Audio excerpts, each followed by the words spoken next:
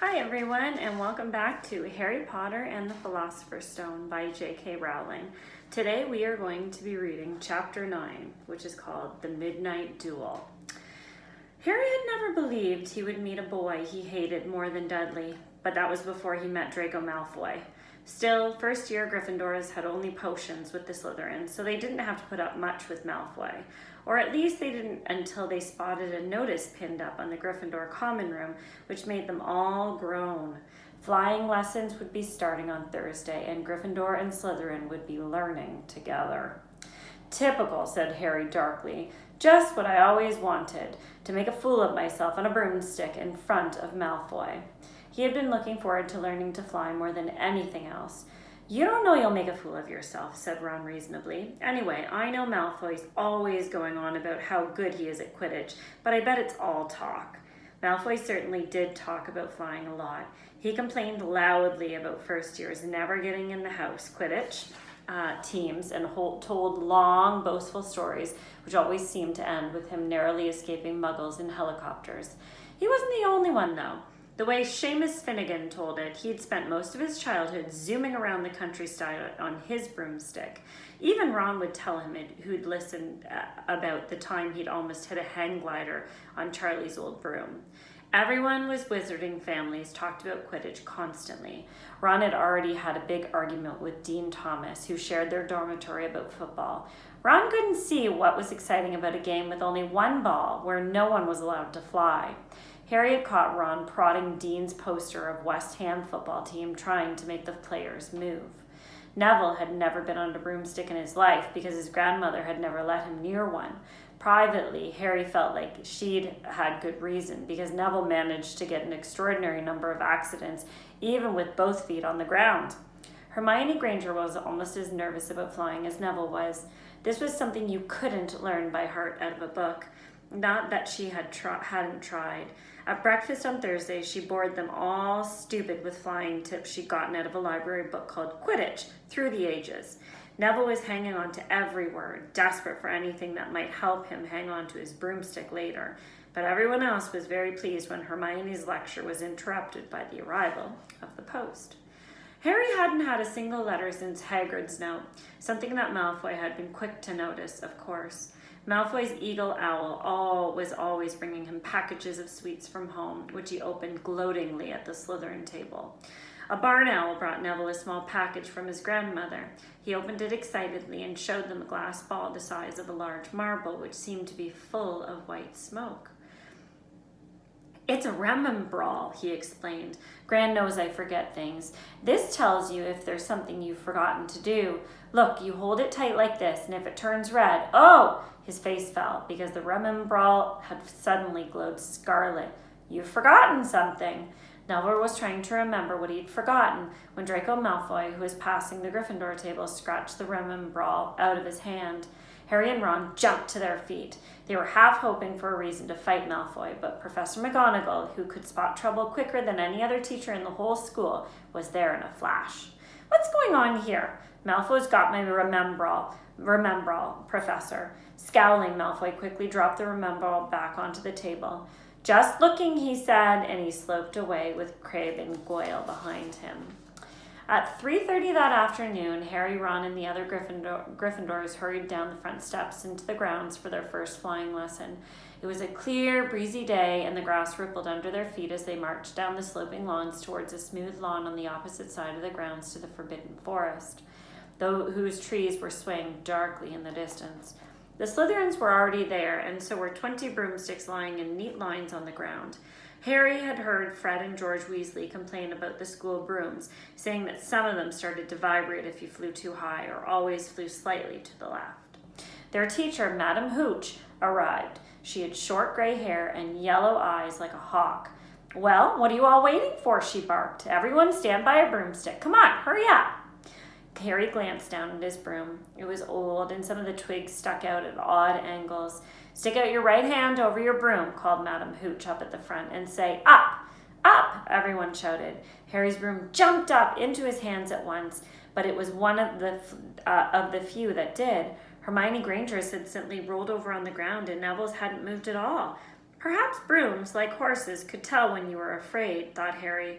There was a quaver in Neville's voice that said only too clearly that he wanted to keep his feet on the ground. Madam Hooch then showed them how to mount their brooms without sliding off the end, and walked up and down the rows correcting their grips. Harry and Ron were delighted when she told Malfoy that he'd been doing it wrong for years. Now, when I blow my whistle, you kick off from the ground hard, said Madam Hooch. Keep your broom steady, rise a few feet, and then come straight back down by leaning slightly forwards. On my whistle, 3, 2, but Neville, nervous and jumpy and frightened of being left on the ground, pushed off hard before the whistle had even touched Madam Hooch's lips. Come back here, boys, she shouted, but Neville was rising straight up like a cork shot out of a bottle. 12 feet, 20 feet. Harry saw his scared white face look down at the ground, falling away, saw him gasp, slip sideways off the broom, and wham! A thud and a nasty crack, and Neville lay face down on the grass in a heap. His broomstick was still rising higher and higher and started to drift lazily towards the Forbidden Forest and out of sight. Madam Hooch was bending over Neville, her face as white as his. Broken wrist, Harry heard her mutter. Come on, boy, it's all right, get up. She turned to the rest of the class. None of you is to move while I take this boy to the hospital wing. You leave those brooms where they are, or you'll be out of Hogwarts before they can say Quidditch. Come on, dear. Neville's face tear-streaked, clutched his wrist, hobbled off with Madam Hooch, who had her arm around him. No sooner were they out of the earshot than Malfoy burst into laughter. Did you see his face? The great lump! The other Slytherins joined in. Shut up, Malfoy, snapped Pavarti Paddle. Ooh, sticking up for Longbottom, said Pansy Parkinson, a hard-faced Slytherin girl. Never thought you'd like fat little crybabies, Pavarti. Look, said Malfoy, darting towards and snatching something out of the grass. It's that stupid thing Longbottom's Gran sent him. The Remembrall glittered in the sun as he held it up. Give it to me here, Malfoy, said Harry quietly. Everyone stopped talking to watch. Malfoy smiled nastily. I think I'll leave it somewhere for Longbottom to collect. How about up in a tree? Give it here, Harry yelled, but Malfoy had leapt onto his broomstick and taken off. He hadn't been lying. He could fly well. Hovering level with the topmost branches of an oak, he called, Come and get it, Potter. Harry grabbed his broom. No, Hermione Granger shouted. Madam Hooch told us not to move. You'll get us all in big trouble. Harry ignored her. Blood was pounding in his ears. He mounted the broom and kicked hard off of the ground, and up and up and up he soared. Air rushed through his hair, and his robes whipped out behind him. And in a rush of fiery joy, he realized he'd found something he could do without being taught. This was easy. This was wonderful. He pulled his broomstick up a little to take it even higher and heard screams and gasps of girls back on the ground and an admiring whoop from Ron. He turned his broomstick sharply to face Malfoy in midair. Malfoy looked stunned. Give it here, Harry called, or I'll knock you off of that broom. Oh yeah, said Malfoy, trying to sneer but looking worried. Harry knew somehow what to do. He leaned forward and grasped the broom tightly in both hands, and it shot towards Malfoy like a javelin. Malfoy only just got out of the way in time. Harry made a sharp about turn and held the broom steady. A few people below were clapping. No, Crabbe and Goyle got up here to save your neck, Malfoy, Harry called. The same thought seemed to have struck Malfoy. Catch it if you can, then, he shouted, and he threw the glass ball high into the air and streaked back towards the ground. Harry saw, as though in slow motion, the ball rise up in the air and then start to fall. He leaned forward and pointed his broom handle down. Next second, he was gathering speed as a steep dive, racing the ball, wind whistling in his ears, mingled with the screams of people watching. He stretched out his hand. A foot from the ground, he caught it just in time to pull his broom straight, and he toppled gently onto the grass with the Remembrall clutched safely in his fist. Harry Potter! His heart sank faster than he'd just dived. Professor McGonagall was running towards them. He got to his feet trembling. Never in all my time at Hogwarts! Professor McGonagall was almost speechless with shock, and her glasses flashed furiously. How dare you! Might have broken your neck! It wasn't his fault, Professor. Be quiet, Miss Paddle. But Malfoy, that's enough, Mr. Weasley. Potter, you follow me right now. Harry caught sight of Malfoy, Crabbe, and Goyle's triumphant faces as he left, walking numbly in Professor McGonagall's wake as she strode towards the castle. He was going to be expelled. He just knew it. He wanted to say something to defend himself, but there seemed to be something wrong with his voice. Professor McGonagall was sweeping along without even looking at him. He had to jog just to keep up with her. Now he'd done it. He hadn't even lasted 2 weeks. He'd be packing his bags in 10 minutes. What would the Dursleys say when he turned up on their doorstep? Up the front steps, up the marble staircase inside, and still Professor McGonagall didn't say a word to him, still wretched open doors and marched along corridors with Harry trotting miserably behind her. Maybe she was taking him to Dumbledore. He thought of Hagrid, expelled but allowed to stay on as a gamekeeper. Perhaps he could be Hagrid's assistant. His stomach twisted as he imagined it, watching Ron and the others become wizards while he stumped around the grounds carrying Hagrid's bag. Professor McGonagall stopped outside a classroom. She opened the door and poked her head inside. "Excuse me, Professor Flitwick? Could I borrow Wood for a moment?" Wood? Thought Harry, bewildered. Was Wood a cane she was going to use on him? But Wood turned out to be a person, a burly fifth-year boy who came out of Flitwick's class looking confused. "Follow me, you two," said Professor McGonagall, and they marched up the corridor, Wood looking curiously at Harry. "In here!" Professor McGonagall pointed them into a classroom which was empty except for Peeves, who was busy writing rude words on the blackboard. "Out, Peeves!" she barked. Peeves threw the chalk into the bin, which clanged loudly, and he swooped out, cursing. Professor McGonagall slammed the door behind him and turned to face the two boys. "Potter, this is Oliver Wood. Wood, I found you a seeker." Wood's expression changed from puzzlement to delight. "Are you serious, Professor?" "Absolutely," said Professor McGonagall crisply. "The boy's the natural. I've never seen anything like it. Was that your first time on a broomstick, Potter?" Harry nodded silently. He didn't have a clue what was going on, but he didn't seem to be expelled, and some of the feelings started coming back to his legs. "He caught that thing in his hand after a 50-foot dive," Professor McGonagall told Wood. He didn't even scratch himself. Charlie Weasley couldn't have done it." Wood was now looking as though all of his dreams had come true at once. "Ever seen a game of Quidditch, Potter?" he asked excitedly. "Wood's captain of the Gryffindor team," Professor McGonagall explained. "He's just the build for a seeker too," said Wood, now walking around Harry and staring at him. "Light, speedy, we'll have to get him a decent broom, Professor. A Nimbus 2000 or a Clean Sweep 7, I'd say. I shall speak to Professor Dumbledore and see if we can't bend the first-year rule. Heavens knows we need a better team than last year. Flattened in that last match by Slytherin. I couldn't look Severus Snape in the face for weeks." Professor McGonagall peered sternly over her glasses at Harry. "I want to hear you're training hard, Potter, or I may change my mind about punishing you." Then she suddenly smiled. "Your father would have been very proud," she said. "He was an excellent Quidditch player himself." "You're joking." It was dinner time. Harry had just finished telling Ron what had happened when he left the grounds with Professor McGonagall.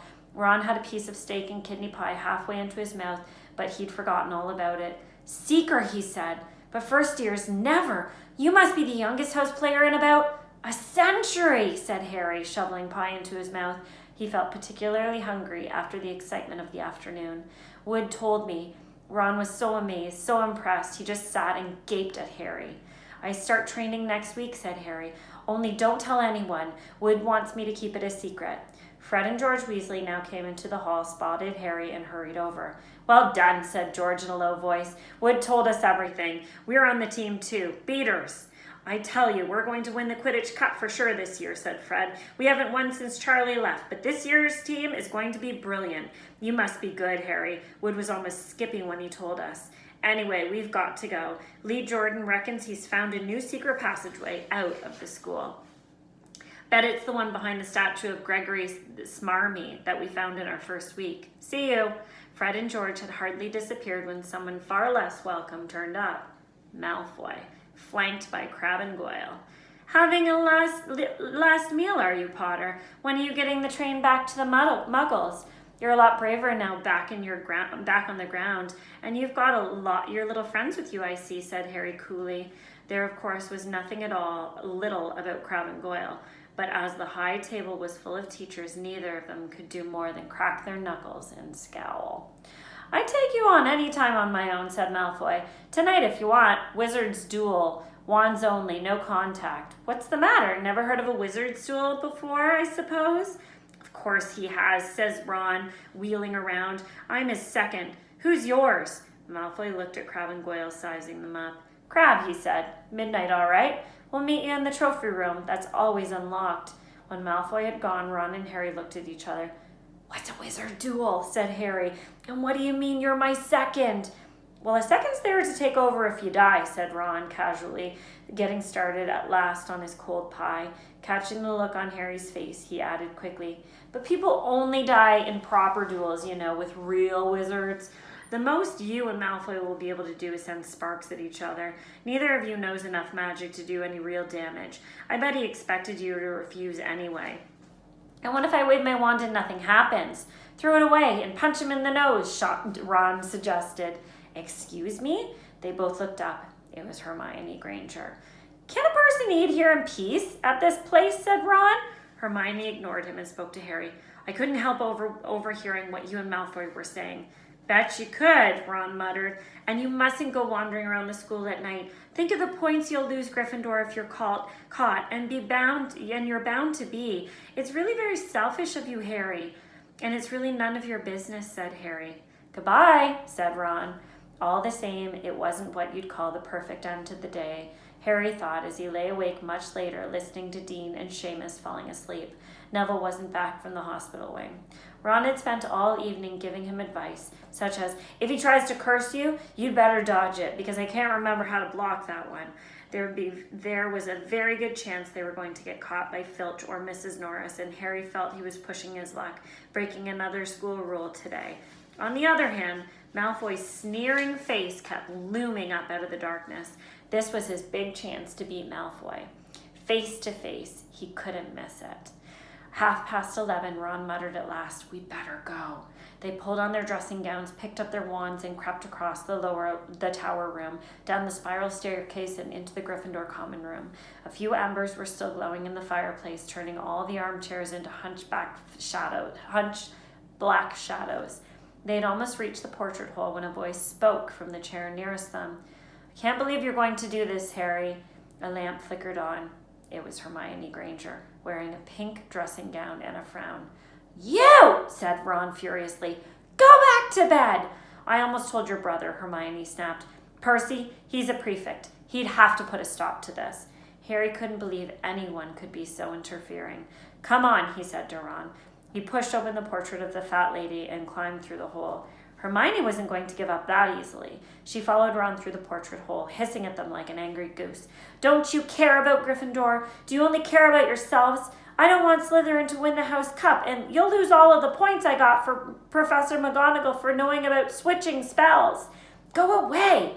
"All right, but I warned you. You just remember what I said when you're on the train home tomorrow. You're so..." But what they were, they didn't find out. Hermione had turned to the portrait of the fat lady to get back inside and found herself facing an empty painting. The fat lady had gone on a nighttime visit, and Hermione was locked out of Gryffindor Tower. "Now what am I going to do?" she said shrilly. "That's your problem," said Ron. "We've got to go. We're going to be late." They hadn't even reached the end of the corridor when Hermione caught up with them. "I'm coming with you," she said. "You are not. Do you think I'm going to stand out here and wait for Filch to catch me? If he finds all three of us, I'll tell him the truth, and I was trying to stop you, and you can back me up." "You've got some nerve," said Ron loudly. "Shut up, both of you," said Harry sharply. "I heard something." It was a sort of snuffling. "Mrs. Norris?" breathed Ron, squinting through the dark. It wasn't Mrs. Norris. It was Neville. He was curled up on the floor, fast asleep, but jerked suddenly awake as they crept nearer. "Thank goodness you found me. I'd been out here for hours. I couldn't remember the new password to get into bed." "Keep your voice down, Neville. The password's pig snout, but it won't help you now. The fat lady's gone off somewhere." "How's your arm?" said Harry. "Fine," said Neville, showing them. "Madame Pomfrey mended it in about a minute." Well, good," said Neville. "Look, Neville, we've got somewhere to be. We'll see you later." "Don't leave me," said Neville, scrambling to his feet. "I don't want to stay here alone. The Bloody Baron's been passed twice already." Ron looked at his watch and then glared furiously at Hermione and Neville. "If either of you get us caught, I'll never rest until I've learned that curse of the Bogey's Quirrell told us about and use it on both of you." Hermione opened her mouth, perhaps to tell Ron exactly how to use the curse of the Bogies, but Harry hissed at her to be quiet and beckoned them all forward. They flitted along the corridors, stripped with bars of moonlight from the high windows. At every turn, Harry expected to run into Filch or Mrs. Norris, but they were lucky. They never came. They sped up a staircase to the third floor and tiptoed towards the trophy room. Malfoy and Crabbe weren't there yet. The crystal trophy cases glimmered where the moonlight had caught them. Cups, shields, plates, and statues winked silver and gold in the darkness. They edged along the walls, keeping their eyes on the doors at either end of the room. Harry took out his wand in case Malfoy crept in and started at once. The minutes crept by. "He's late. Maybe he chickened out," Ron whispered. Then a noise in the next room made them jump. Harry had only just raised his wand when they heard someone speak, and it wasn't Malfoy. "Sniff around, my sweet. They might be lurking in a corner." It was Filch speaking to Mrs. Norris. Horror-struck, Harry waved madly at the other three to follow him as quickly as possible. They scurried silently towards the door, away from Filch's voice. Neville's robes had barely whipped around the corner when they heard Filch enter the trophy room. "They're in here somewhere," they heard him mutter, "probably hiding."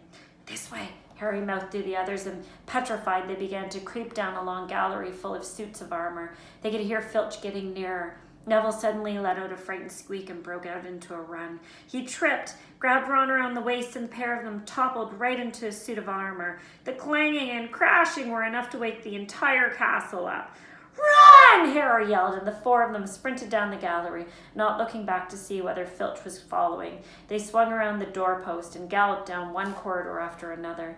Harry was in the lead, without any idea where they were or where they were going. They ripped through a tapestry and found themselves in a hidden passageway, hurtled along. It came out near the Charms classroom, which they knew was miles away from the trophy room. "I think we've lost him," Harry panted, leaning against the cold wall and wiping his forehead. Neville was bent double, wheezing and spluttering. "I told you!" Hermione gasped, clutching at the stitch in her chest. "I told you!" "We've got to get back to Gryffindor Tower," said Ron, quickly as possible. "Malfoy tricked you," Hermione said to Harry. "You realize that, don't you? He was never going to meet you. Filch knew someone was going to be in the trophy room. Malfoy must have tipped him off." Harry thought that she was probably right, but he wasn't going to tell her that. "Let's go!" It wasn't going to be that simple. They hadn't gone more than a dozen paces when a doorknob rattled and something came shooting out of a classroom in front of them. It was Peeves. He got sight of them and gave a squeal of delight. "Shut up, Peeves, please! You'll get us all thrown out!" Peeves cackled. "Wandering around at midnight, ickle firsties. Tut, tut, tut, naughty, naughty, you'll get caughty." "Not if you don't give us away, Peeves, please."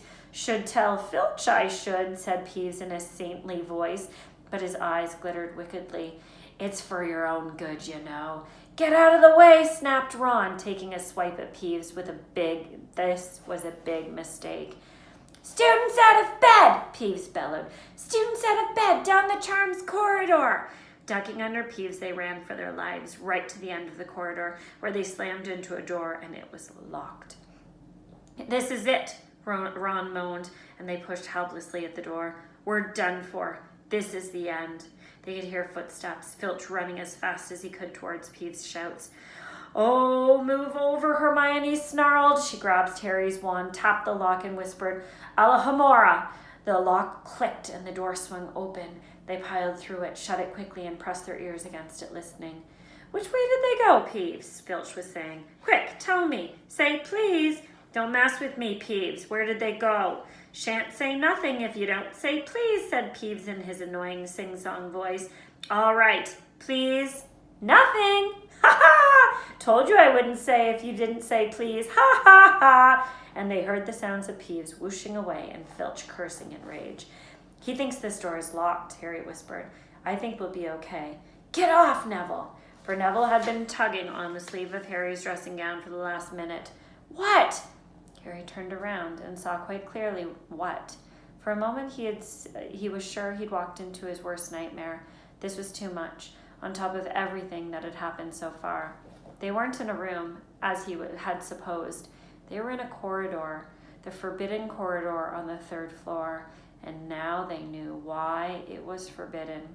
They were looking straight into the eyes of a monstrous dog, a dog which filled the whole space between ceiling and floor. It had 3 heads, 3 pairs of rolling, mad eyes, 3 noses twitching and quivering in their direction, 3 drooling mouths, saliva hanging in slippery ropes from yellowish fangs. It was standing quite still, all 6 eyes staring at them, and Harry knew that the only reason they weren't already dead was that their sudden appearance had taken it by surprise, but it was quickly getting over that. There was no mistaking what those thunderous growls meant. Harry groped for the doorknob. Between Filch and death, he'd take Filch. They fell backwards. Harry slammed the door shut and then ran. They almost flew back down the corridor. Filch must have hurried off to look for them somewhere else because they didn't see him anywhere, but they hardly cared. All they wanted to do was put as much space as possible between them and that monster. They didn't stop running until they reached the portrait of the fat lady on the 7th floor. "Where on earth have you all been?" she asked, looking at their dressing gowns hanging off their shoulders and their flushed, sweaty faces. "Never mind that. Pig snout, panted Harry, and the portrait swung forward. They scrambled into the common room and collapsed, trembling, into armchairs. It was a while before any of them said anything. Neville, indeed, looked as if he'd never speak again. "What do you think they're doing, keeping a thing like that all locked up in the school?" said Ron finally. "If any dog needs exercise, it's that one." Hermione had got her breath and her bad temper back again. "You don't use your eyes, any of you, do you?" she snapped. "Didn't you see what he was standing on?" "The floor?" Harry shrugged. "I wasn't looking at its feet. I was too busy with its heads." "No, not the floor. It was standing on a trap door. It's obviously guarding something." She stood up, glaring at them. "I hope you're pleased with yourself. We could all have been killed, or worse, expelled. Now, if you don't mind, I'm going to bed." Ron stared at her, his mouth open. "No, we don't mind," he said. "You'd think we dragged her along, wouldn't you?" But Hermione had given Harry something else to think about as he climbed back into bed. The dog was guarding something. What had Hagrid said? Gringotts was the safest place in the world for something you wanted to hide, except perhaps Hogwarts. It looked as though Harry had found out where the grubby little package from Vault 713 was. And that leads us to the end of Chapter 9. I'll see you again for Chapter 10 another day.